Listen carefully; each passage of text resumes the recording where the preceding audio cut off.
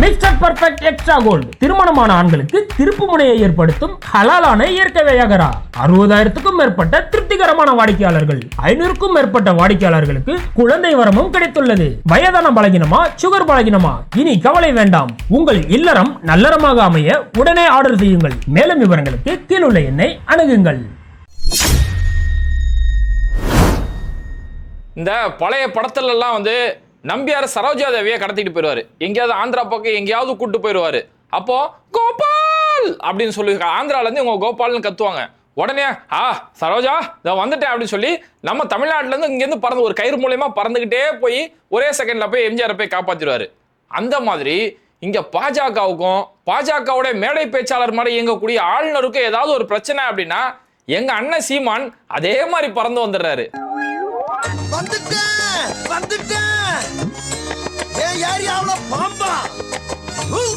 அதாவது சீமான் அண்ணன் ஆட்சிக்கு வருவாரா? ஏண்டா கனவா இருந்தாலும் ஒரு நியாயம் வேணாமாடா? இது கேட்ட ஏடா அப்படி அவர் ஆட்சிக்கு வந்ததுக்கு பிறகு இந்த தமிழ் தாய் வாழ்த்தையே தூக்கிடுவாராம். அவர் சொல்ற நல்லா நோட்படுங்க. ஒண்ணு ஆட்சிக்கு வருவாரா, ரெண்டாவது அவர் ஆட்சிக்கு வந்தோடனே தமிழ் தாய் வாழ்த்தையே தூக்கிடுவாராம். இந்த ரெண்டுல ஒண்ணு நடந்தாலும் உலகம் அழிஞ்சிரும். அதாவது நம்ம RSS ரவி இது நம்ம ஆளுநர் ரவி சமீபத்தில் தூர்தர்ஷன் தமிழ் சேனல்ல ஒரு இந்தி மாத நிகழ்ச்சி அப்படின்னு ஒரு நிகழ்ச்சி நடத்தினாங்க. அந்த நிகழ்ச்சியோட நிறைவு விழாவில் ஒரு விழாவை ஏற்பாடு பண்ணாங்க. அங்க தமிழ் தாய் வாழ்த்து பாடப்பட்டுச்சு.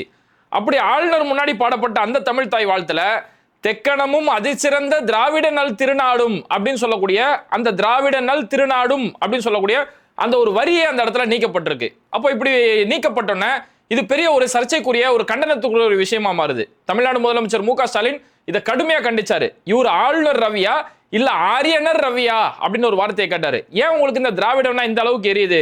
அப்போ தமிழ் தாய் வாழ்த்துல திராவிடம்ன்ற வார்த்தையை கேட்டு நீங்க அலறீங்களே, தேசிய கீதத்திலே திராவிடம்ன்ற வார்த்தை இருக்கு, திராவிட உத்கல பங்கான்னு சொல்லி திராவிடன்ற வார்த்தை இருக்கு. அப்ப தேசிய கீதத்திலிருந்து நீங்க அந்த திராவிடன்ற வார்த்தையை நீக்க முடியுமா அப்படின்னு சொல்லி இப்படி கடுமையான கோபத்தோட முதலமைச்சர் ஒரு ஸ்டேட்மெண்ட் கொடுத்திருந்தாரு. இன்னும் பல கட்சிகள், விடுதலை சிறுத்தைகள் சார்பில், காங்கிரஸ் சார்பில், ஏன் அதிமுக சார்பிலே கடுமையான கண்டனங்கள் சொல்லியிருந்தாங்க. அதிமுக சார்பில் ஐயா எடப்பாடி பழனிசாமி ஒரு அறிக்கை கொடுத்திருந்தாரு. அவர் அந்த அறிக்கையில் என்ன சொன்னார்னா, எங்கு நோக்கினும் சக்தியடா அப்படின்னு சொல்லி மகாகவி பாரதியார் சொல்லி இருக்கிறாரு. அது மாதிரி எங்கு நோக்கினும் இந்தியடா அப்படின்னு சொல்லி இந்த மத்திய பாஜக அரசு எங்க பார்த்தாலும் இந்திய திணிக்க பாக்குறாங்க அப்படின்னு சொல்லி ஒரு வார்த்தை சொன்னாரு. ஆனா இதுல என்னாச்சுன்னா, நம்ம ஐயா எடப்பாடி சொன்னார்ல, எங்கு நோக்கினும் சக்தியடா அப்படின்னு சொல்லி மகாகவி பாரதியார் சொல்லதா சொன்னார்ல. ஆனா அந்த எங்கு நோக்கினும் சக்தியடா அப்படின்ற வார்த்தையை சொன்னது மகாகவி பாரதியார் இல்ல, அது பாவேந்தர் பாரதிதாசன் சொன்ன ஒரு வார்த்தை. அதுல ஒரு கன்ஃபியூஸ் ஆகி அதுக்கப்புறம் எல்லாரும் அதை திருத்தம் சொன்ன உடனே அதிமுக சார்பில் அதை திருத்தம் பண்ணிட்டாங்க. பாரதியார் அப்படின்ற இடத்த பாரதிதாசன் சொல்லி மாத்திக்கிட்டாங்க. உடனே அவர் திருத்தம் செஞ்சிட்டாரு. என்னன்னா பாரதியார் பாரதிதாசன் சொல்லி எங்க ஐயா எடப்பாடி லைட்டா கன்ஃபியூஸ் ஆயிட்டாரு. பாரதியாரா பாரதி ராஜாவா? அவரே கன்ஃபியூஸ் ஆயிட்டாரு. ஆனா கன்ஃபியூஸே ஆனாலும் அதிமுக சார்பில் ஒரு வலுவான கண்டனம் சொல்லியிருந்தாங்க. இந்த மாதிரி இந்தியை திணிக்கிறதுக்கும் திராவிட நல் திருநாடும் அப்படின்னு சொல்ற அந்த ஒட்டுமொத்த திராவிடம்ன்ற வார்த்தையை அந்த வரியில இருந்து நீக்கி இருக்கிறீங்களே அப்படின்னு சொல்லி அதிமுக சார்பில் ஒரு கடுமையான கண்டனத்தை பதிவு செஞ்சாங்க. அப்போ திமுக, அதிமுக, விடுதலை சிறுத்தை, காங்கிரஸ் சொல்லி எல்லா கட்சிகளுமே அவங்களோட கண்டனத்தை பதிவு செஞ்சதால இது ஆளுநர் ரவிக்கு பெரிய ஒரு நெருக்கடி ஏற்படுத்துச்சு. உடனே என்ன செஞ்சாங்கன்னா, தூர்தர்ஷன் தமிழ் அந்த சேனல் சார்பில், அதாவது பொதிகை டிவின்னு அழகா தமிழ்ல பேர் இருந்துச்சு, பொதிகை டிவின்னு சொல்லி, அதுக்கப்புறம் இவங்க டிடி தமிழ், தூர்தர்ஷன் தமிழ் சொல்லி மாத்தினாங்க. அப்புறம் அந்த தூர்தர்ஷன் சார்பில் ஒரு அறிக்கை ஒன்று கொடுக்குறாங்க. அது நாங்க வேணும்னேலாம் அப்படி செஞ்சிடல, அது அந்த பாட்டு பாடக்கூடிய நேரத்தில் மேடைக்கு பின்பக்கம் ஒரு சில இடையூறுகள் ஏற்பட்டுச்சு. அப்படி இடையூறுகள் ஏற்பட்டதால அந்த பாட்டு பாடினவர் அந்த ஒரு குறிப்பிட்ட வரியை ஒரு கவனச்சிதறனால மறந்துட்டாரு. மற்றபடி அதை நாங்கள் நீக்கிறோம்னு சொல்லி எங்களுக்கு அந்த மாதிரி எண்ணம்லாம் எதுவுமே கிடையாது, அதனால எங்களை மன்னிச்சிருங்க அப்படின்னு சொல்லி ஒரு அறிக்கை ஒன்று டிடி தமிழ் சார்பில் சொல்லியிருக்கிறாங்க. இப்போ நம்ம என்ன கேட்குறோம்னா, அது அந்த ஒரு மேடைக்கு பின்னாடி ஒரு இடையூறு ஏற்பட்டு அதனால கவனச்சிதறல் ஏற்பட்டுச்சுல, அந்த கவனச்சிதறல் ஏன் உங்களுக்கு அந்த திராவிடம்ன்ற பேர்ல மட்டும் வருது?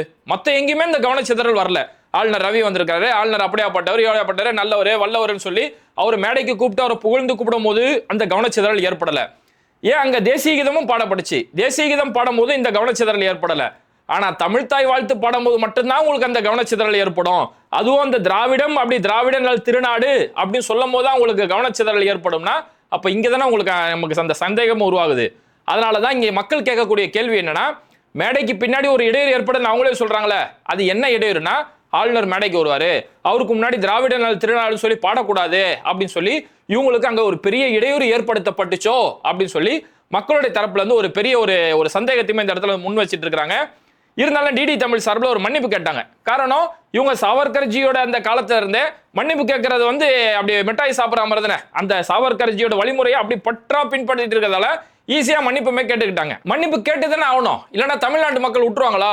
அப்போ நீங்க நல்லா பாருங்க, இந்த ஆளுநர் ரவி இவருடைய இந்த செயல்பாடுகள் எல்லாமே தொடர்ந்து தமிழுக்கும் தமிழர்களுக்கும் எதிராகவே இவருடைய செயல்பாடுகள் எல்லாமே இருந்துகிட்டு இருக்குது. இப்போ பார்த்தோம்னா ஆளுநருக்கு வந்து சட்டசபையில் அவருக்கான உரை குறிப்பு அங்க கொடுக்கப்படுது. ஒரு அரசு என்ன கொடுக்குதோ அந்த உரையை வாசிக்கக்கூடிய ஒரு நபர் தான் ஆளுநர். அரசு என்ன, இங்க ஒரு மாநில அரசு என்ன ஒரு தீர்மானம் நிறைவேற்றி கொடுக்குறாங்களோ அதை போய் ஒன்றிய அரசு கிட்ட கொடுக்கக்கூடிய ஒரு போஸ்ட்மேன் தான் ஆளுநரோட வேலை. அதை தாண்டி அவரால் எதுவுமே சுயமா எதுவும் செய்யக்கூடாது.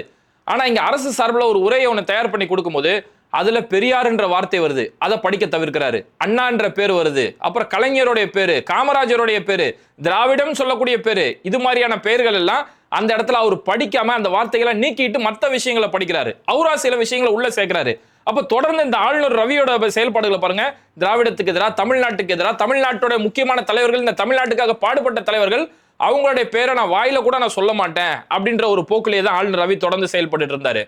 அதே மாதிரி வள்ளுவர் திருவள்ளுவரை பொறுத்த வரைக்கும் அவர் எல்லாருக்குமே பொதுவானவர், எல்லாருக்குமே பொதுவான திருவள்ளுவர். ஆனா இந்த ஆளுநர் ரவி ஆளுநர் பொறுப்பை மட்டும் பார்க்காம திருவள்ளுவருக்கு காவி சாயம் பூசினாரு, திருவள்ளுவருக்கு காவி ட்ரெஸ்ஸை போட்டு அதை ஒரு விஷயமா கொண்டு அதை திரும்ப ஒரு சர்ச்சையை உருவாக்கினாரு.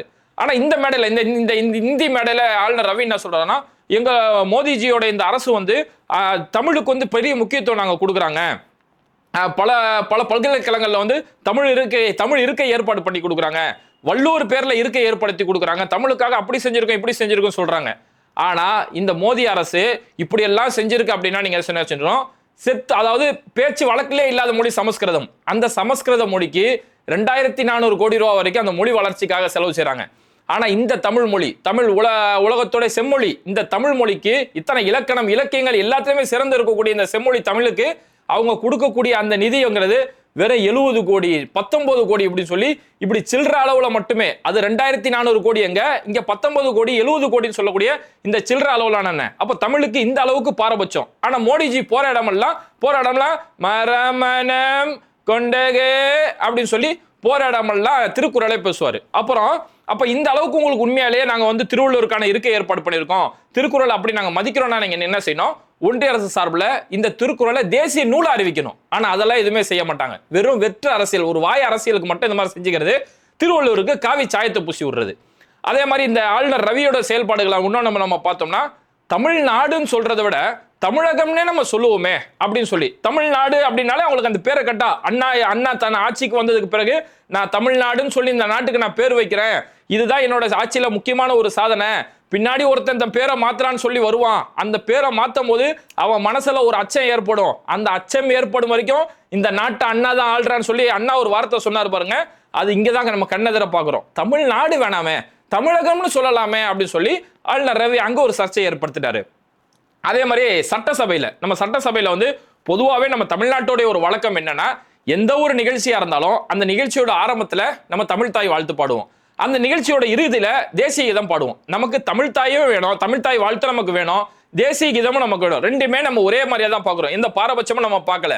ஆனா ஆளுநர் ரவி என்ன செஞ்சாரு, ஆரம்பத்திலையும் தேசிய கீதம் தான் பாடணும், இறுதியிலையும் தேசிய கீதம் தான் பாடணும் அப்படின்னு சொல்லி ஒரு தேவையில்லாத ஒரு சர்ச்சையை கொண்டு வந்தாரு. ஒரு சர்ச்சையை கொண்டு வந்துட்டு, இல்லைங்க எங்க தமிழ்நாட்டில் இப்படிலாம் கிடையாது, எங்கள்கிட்ட இப்படிதான் மரபு, தமிழ் தாய் வாழ்த்தும் பாடுவோம், தேசிய கீதம் பாடுவோம், இதுதான் எங்களோட மரபுன்னு சொல்லும் போது இவங்க வந்து தேசிய கீதத்தை புறக்கணிக்கிறாங்க, தமிழ்நாடு அரசு வந்து தேசிய கீதத்தை புறக்கணிக்கிறாங்க, நான் எவ்வளவு சொல்லி பார்த்துட்டேன், இந்த அரசு மதிக்க மாட்டாங்க அப்படின்னு சொல்லி மற்ற மாநிலங்கள்ல ஏதோ தமிழ்நாடு தேசிய கீதத்துக்கு எதிரானவர்கள் அப்படின்ற மாதிரியான ஒரு வெற்று அரசியல் ஒண்ணு இந்த ஆளுநர் ரவி தொடர்ந்து. அப்போ ஆளுநர் ரவியோட இந்த அரசியல் முழுக்கவே இந்த தமிழ்நாடுக்கு எதிரா, இந்த தமிழ் மொழிக்கு எதிரா, தமிழர்களுக்கு எதிரா, குறிப்பா திராவிடத்துக்கு எதிரா இவங்களுடைய அரசியல் நகர்ந்துட்டு இருக்கு. காரணம் என்னன்னா, இவங்களுடைய அரசியல் அப்படிங்கிறது ஒரு குறிப்பிட்ட சமூகத்துக்கு மட்டுமே இங்க எல்லாமே கிடைக்கணும், ஒரு குறிப்பிட்ட சமூகம் மட்டுமே எல்லா பொறுப்புலையுமே அங்கம் வகிக்கணும் அப்படின்றது இவங்களுடைய சித்தாந்தம், அந்த ஆரிய சித்தாந்தம். இந்த திராவிடம் அதுக்கு மாறா வந்து இங்க எல்லாருக்குமே எல்லாமே கிடைக்கணும் அப்படின்னு இந்த திராவிடம் சொல்லிச்சு பாருங்க, அதுதான் இவங்களுக்கு வைத்தறிச்சல். அந்த திராவிடம் அப்படின்ற அந்த பேரை கேட்டாலே உங்களுக்கு எரியறதுக்கு காரணமே அதுதான். நம்ம ஏதோ மனுஸ்மிருதி காலத்துக்கெல்லாம் நம்ம போத்தவில்ல, இன்னைக்கு மோடிஜியோட இந்த பொற்கால ஆட்சி இருக்குல்ல, இந்த ஆட்சியிலே நம்ம பார்த்துக்கிட்டோம்னா நீட்டு, அதாவது இங்க தாழ்த்தப்பட்ட மக்கள், ஒரு ஏழை நிலையில இருக்கக்கூடிய மக்கள் வந்து இவங்க மருத்துவ படிப்பு படிக்க கூடாதுங்கிறதுக்காக நீட்டுன்னு சொல்லி ஒரு தீட்டை கொண்டு வராங்க.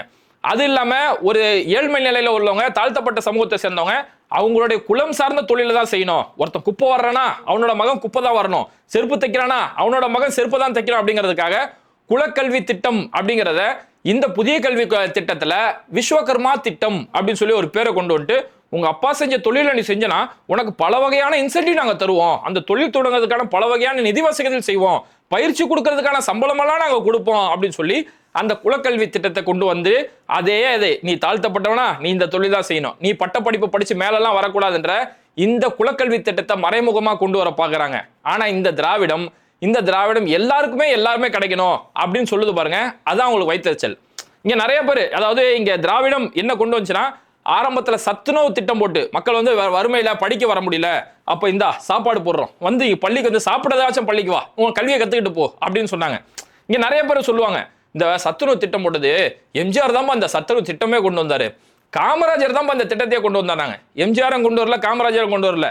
அதுக்கு முன்னாடியே நீதி கட்சி, இந்த திராவிட கட்சியோட ஆரம்பம் நீதி கட்சி தான் இந்த சத்துணவு திட்டத்தை முதல்ல அந்த தமிழ்நாட்டில் கொண்டு வராங்க. இந்த நீதி கட்சியை பொறுத்த வரைக்கும் சர்பிட்டி தியாகராயர், இப்போ வரதுக்கு நம்ம டி நகர் சொல்றோம்ல, டி நகர் தியாகராயர் நகர் சொல்றோம், அந்த டி நகர்ன்ற பேரு சர்பிட்டி தியாகராயர், அந்த நீதி கட்சியோட ஒரு மூத்த தலைவர். அதே மாதிரி நம்ம இன்னைக்கு பாண்டி பஜார் அப்படின்னு சொல்றோம்ல, அது அந்த நீதி கட்சியோட ஒரு மூத்த தலைவர். சவுந்தர பாண்டியனார் அவரு தான் அந்த நீதி கட்சியோட ஒரு மூத்த தலைவர். அதே மாதிரி இன்னைக்கு நம்ம உஸ்மான் ரோடு அப்படின்னு சொல்ற பாருங்க, டி நகர்ல முக்கியமான உஸ்மான் ரோடு, அந்த உஸ்மான் ரோடு முகமது உஸ்மான் கான் அப்படின்னு சொல்லக்கூடிய நீதி கட்சியோட ஒரு முக்கியமான ஒரு தலைவர்.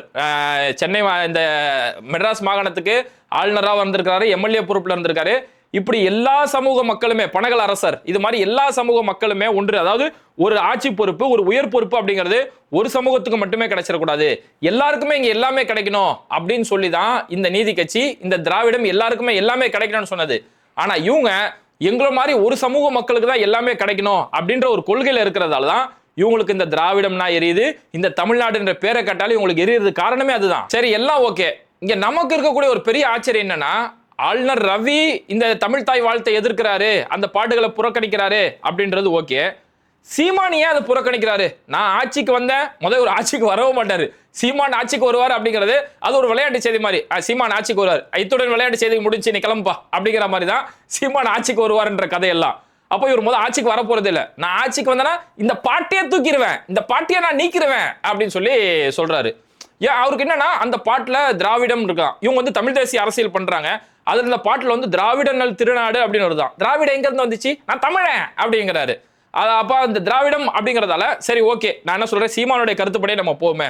உங்களுக்கு நீங்க தமிழ் தேசிய அரசியல் பேசுறீங்க, திராவிடம் உங்களுக்கு பிடிக்கல அப்படின்னா, நான் ஆட்சிக்கு வந்தா அந்த திராவிட நல் திருநாடுன்ற வரியை மட்டும் நீக்கிடுவேன், ஆளுநர் ரவி மாதிரி செயல்படுவேன் அப்படின்னு சொன்னா ஓகே. ஆனா சீமான் என்ன சொல்றாருன்னா, இந்த தமிழ்தாய் வாழ்த்தையே நான் நீக்கிறேன்றாரு. தமிழ்தாய் வாழ்த்து இந்த தமிழ் மொழியை புகழ்ந்து பாடக்கூடிய வாழ்த்து, தமிழ் அவ்வளவு புகழ், தமிழ் எந்த அளவுக்கு தமிழோட பெருமைகள் இருக்கு, இந்த தமிழ்நாட்டோட பெருமை எந்த அளவுக்கு இருக்குன்னு சொல்லி இந்த தமிழ்நாட்டோட பெருமை பேசக்கூடிய அந்த பாடல். ஆனா அந்த பாட்டியை நான் நீக்கிடுவேன் அப்படிங்கும் போதுதான் இங்க சீமான் மேல ஒரு வலுவான சந்தேகம் இருக்கு. இப்போ இந்த இடத்துல சீமான் ஒரு நியாயமான ஒரு அரசியல் பண்றா, என்ன செய்யணும், ஆளுநர் ரவி தொடர்ந்து இந்த மாதிரி தமிழ்நாட்டுக்கு எதிரான அரசியல் பண்றாரு, தமிழ்நாடு வேணாம் தமிழகம் சொல்லணும் அப்படி சொல்லி தொடர்ந்து ஆளுநர் ரவி இது மாதிரி செயல்பட்டு இருக்கிறாருன்னு சொல்லி ஆளுநர் ரவியை ஒரு கண்டிக்கணும். ஆனா அதெல்லாம் செய்யாம, ஏன் இந்த 2 வார்த்தை நீக்கிறதுக்கு உங்களுக்கு என்ன கோபம் வருது, ஏன் அந்த பாட்டு வரியை நீக்கினா உங்களுக்கு என்ன, நான் வந்து அந்த பாட்டியை நீக்கிடுவேனே அப்படின்னு சொல்லி ஆளுநருக்கு தான் மறைமுகமா சீமான் சப்போர்ட் போயிட்டு இருக்கிறாரு. ஏன் இதுக்கு முன்னாடி கூட கேடி ராகவனுடைய அந்த ஆபாச வீடியோ வெளியே வருது, கேடி ராகவனுடைய வந்து பெரிய அளவில் ஒரு சர்ச்சை வருது.